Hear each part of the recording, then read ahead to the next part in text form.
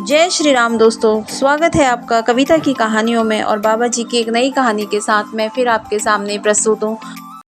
एक बार दिल्ली से एक समर्थ धनी परिवार गर्मियों में छुट्टियां बिताने नैनीताल आया था।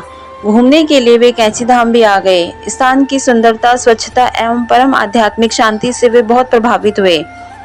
ये पंजाबी परिवार था और पूर्ण तरह से मॉडर्न था।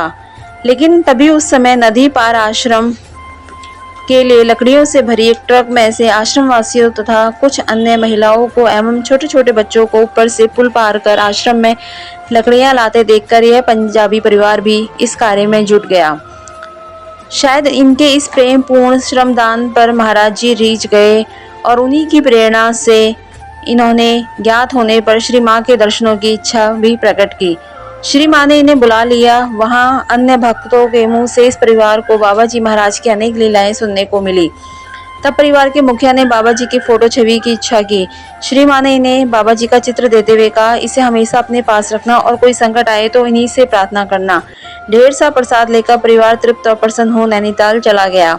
वहां पहुंचकर बच्चों ने झील की सैर की इच्छा की तो 2 नावों में पूरा परिवार झील में निकल पड़ा। दैव योग से आधी झील में पहुंचते पहुंचते तेज हवाएं चल पड़ी। अन्य अनुभवी नाव वाले तो हवा के पहले झोंके के साथ ही शीघ्र ही तट की ओर भगा ले गए अपनी नावों को। पर इनके युवा नाविक इस आशा से कि तेजी से चलकर उस पार पहुंच जाएंगे, नावों को बीच में ही चलाते रहे। तब क्षणों में हवाओं ने आंधी का रूप ले लिया और इनकी नावें बुरी तरह डगमगाने लगी। बड़ी बड़ी लहरों के थपेड़ों से वर्षा भी प्रारंभ हो गई। कुछ जल भी उछलकर नावों में आ गया। नाविकों के हाथ से पतवारें छूट गई। मृत्यु निश्चित थी डूबकर। और इसी दुराशा से किनारे पर खड़ी जनता धड़कते हृदय से सारा तमाशा देखती रही। अपने को सपरिवार नष्ट होते देखकर परिवार के मुखिया को एकाएक महाराज जी के चित्र और श्री मां की हिदायत याद आ गई। तब उसने महाराज जी का चित्र निकालकर कातर होकर प्रार्थना की, बाबा आज ही तुम्हारे दर्शन किए और आज ही मेरा परिवार नष्ट हो जाएगा क्या?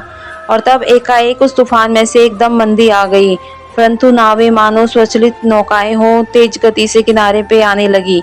ये सब किनारे पर कूद गए और सबके किनारे पर कूदते ही तूफान और वर्षा का वेग पुनः बढ़ गया। महाप्रभु ने प्रकृति को गजेंद्र की रक्षा हेतु उतने क्षणों के लिए नियंत्रित कर दिया था। दूसरे दिन पुनः कैंची धाम आकर परिवार ने श्री मां को रो रो कर महाराज जी द्वारा अपनी रक्षा, अपने पुनर्जीवन की कथा सुनाई। जय बाबा नीम करोली।